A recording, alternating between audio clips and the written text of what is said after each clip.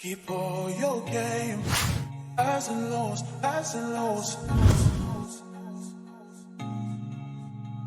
It's all the same, highs and lows, highs and lows.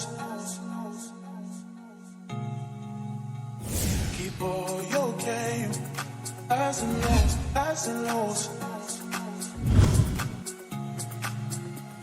It's all the same. पैरों को पीली रेखा के अंदर रखें।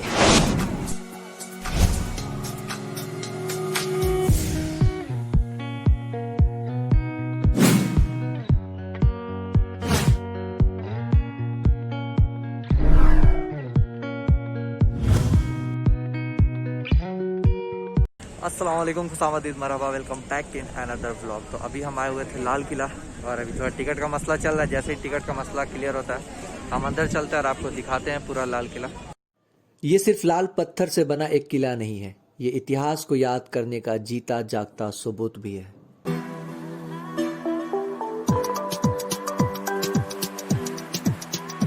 मतलब 1 घंटे तक लाइन में लगने के बाद टिकट आपको ऑनलाइन लेना पड़ेगा। 10 बार टिकट फेल्ड हो चुका था मेरा, फिर जाके टिकट हुआ। 1 घंटे लाइन में लगा था टिकट लेने के बाद, अब जाके फाइनली एंट्री मिली है।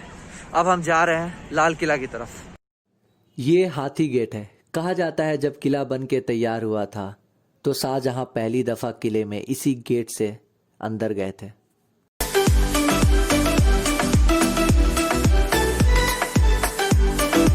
ये है छत्ता बाजार, जिसे मुगल हुकूमत के दौर में मीना बाजार के नाम से जाना जाता था, जिसमें शाही खानदान की बेगमात और औरतें अपना स्टॉल भी लगाती थी और अपनी ज़रूरतमंद सामान भी खरीदा करती थी। इसका नाम छत्ता बाजार इस वजह से पड़ा क्योंकि इसमें टोटल 36 दुकानें हैं।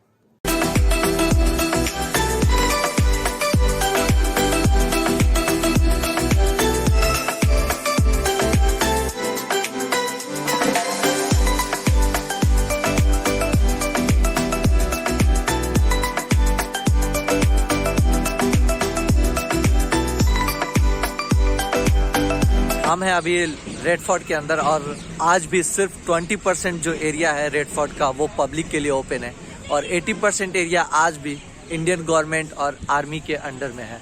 और 1857 में बढ़ती बगावत को देखते हुए ब्रिटिश आर्मी ने रेड फोर्ट के अंदर के कई महल को तोड़ दिए थे और इसके पीछे उस समय यमुना नदी बहती थी, उसमें उन सारे मलबे को बहा दिए गए थे ताकि किसी को पता ना चले। ये है नक्कार खाना। कहा जाता है कि किसी भी तरह की अनाउंसमेंट यहीं से हुआ करती थी, जैसे दीवाने आम लगने की, बादशाह के आने और जाने की, हर तरह की अनाउंसमेंट यहीं से हुआ करती थी। और ये भी कहा जाता है कि इससे आगे किसी को भी अपनी सवारी पर बैठ के जाने की इजाज़त नहीं थी। इजाज़त थी तो सिर्फ शाही खानदान के लोगों को।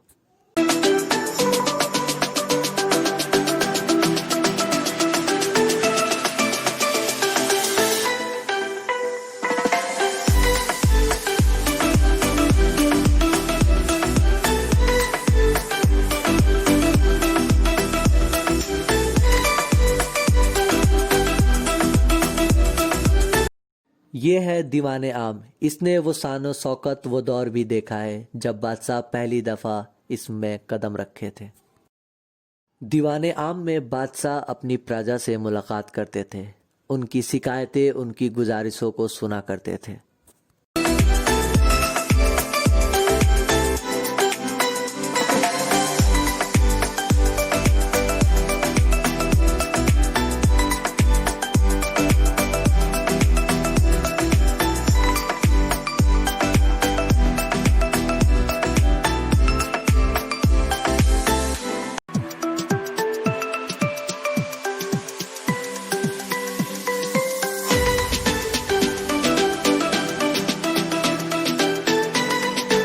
ये दीवाने आम का वो तख्त है जिसने इतिहास के इतने उतार चढ़ाव देखे हैं, जैसे मानो आज इसने चुप्पी सी साध ली हो।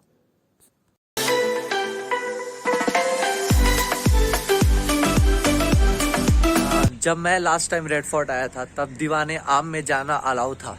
आप दीवाने आम में जा सकते थे, तख्ते ताउस देख सकते थे अपनी आंखों से, लेकिन अभी जब इस बार मैं आया हूँ तो वो बंद है। आप उसके अंदर जो है जिसे दलान कहते हैं, जहाँ पे आम सभा लगा करती थी, जहाँ पे आम लोग अपनी शिकायतें, अपनी सिफारिश लेकर आया करते थे, वो बंद था अभी। तो मैंने आपको जूम करके दिखाने की कोशिश की, आई होप आप देखे होंगे।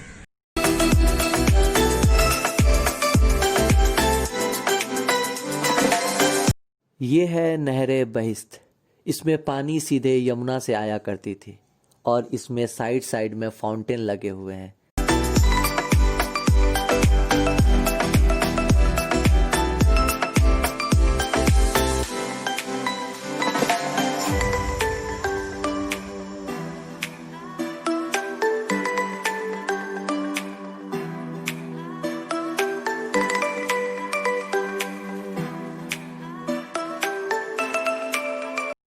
ये है रंग महल। कहा जाता है कि ये सबसे बड़ा और सबसे खूबसूरत महल हुआ करता था मुग़ल ज़माने में, लेकिन ब्रिटिश हुकूमत आने के बाद इस रंग महल को रसोई घर में तब्दील कर दिया गया था, जिसकी वजह से इसकी हालत आप देख रहे हैं।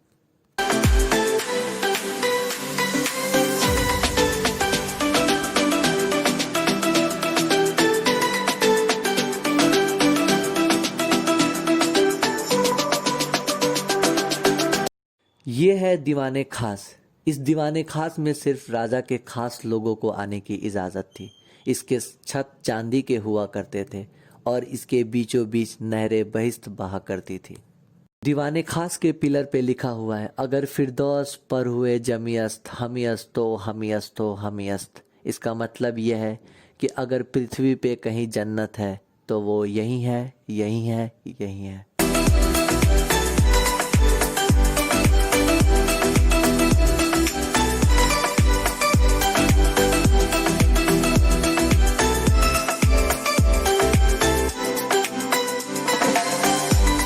अभी इस वक्त ऐसा सीन है कि हर जगह आप नहीं जा सकते, बहुत सारी जगह आप पाबंदी लग चुकी है, उसके अंदर नहीं जा सकते। जैसे दीवाने खास में नहीं जा सकते, आप गार्डन में नहीं बैठ सकते हैं, अलग अलग जगह पे जितने भी मोनूमेंट्स वगैरह हैं वहाँ पे आप नहीं जा सकते, तो आपको बाहर से ही देखना पड़ रहा है। इस वजह से मैं ज़्यादा बोल नहीं रहा हूँ, मैं चाह रहा हूँ आपको ज़्यादा से ज़्यादा क्लिप दिखाऊँ, आप ज़्यादा से ज़्यादा चीज़ें देखो।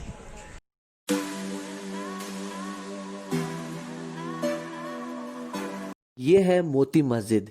इसे बादशाह औरंगजेब ने बनवाया था अपने लिए और अपने बेगमात के लिए, ताकि वो अपने महल से निकल के कुछ ही कदम चल के मस्जिद पहुंच सके।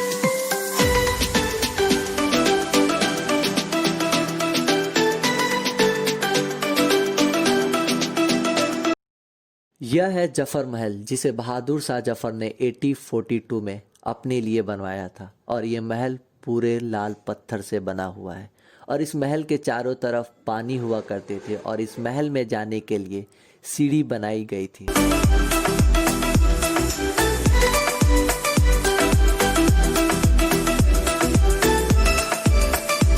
तो हाँ जी भैया, तो सीन्स कुछ ऐसा है कि ऑलमोस्ट तो कवर कर चुके हैं, लेकिन काफ़ी जल्दी जल्दी में चीज़ें कवर हो रही हैं और अभी शायद इधर काम भी चल रहा है। वैसे जफर महल आप मेरे पीछे देख रहे हैं, तो यार ये तो ऑलमोस्ट टूट ही चुका है। अगर इससे शायद उसमें मरम्मत का काम चल रहा है, वरना वो तो सारा खंडर हो चुका है, वो पानी के बीच में हमेशा रहता है।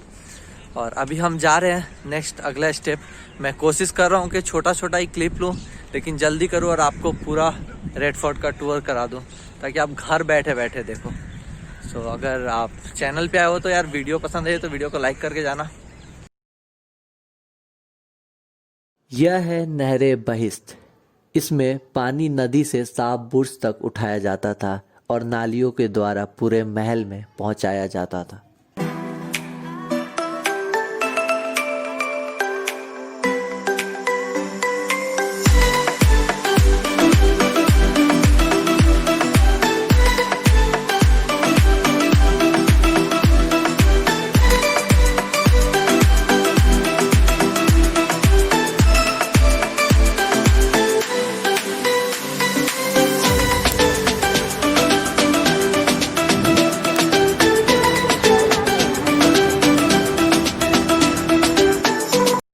यह है मुमताज़ महल। इसका नाम शाहजहां ने अपनी सबसे प्रिय पत्नी के नाम पर रखा था। मुगल दौर में यह शाही हरम भी था।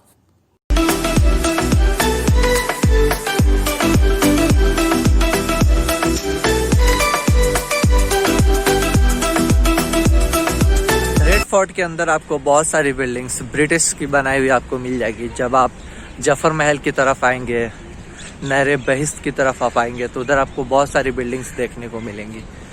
सो गाइज, आई होप आपको आज का ब्लॉग काफ़ी पसंद आया होगा और आप काफ़ी अच्छे से समझ पाए होंगे और देख पाए होंगे रेड फोर्ट को अच्छी तरीके से। तो thank you so much guys for watching today's blog. और मैं फिर से यही बोलूँगा कि मैं एक प्लान किया हूँ पूरा दिल्ली एक्सप्लोर करने का, तो जैसे जैसे घूमेंगे वैसे वैसे आपको दिखाएंगे।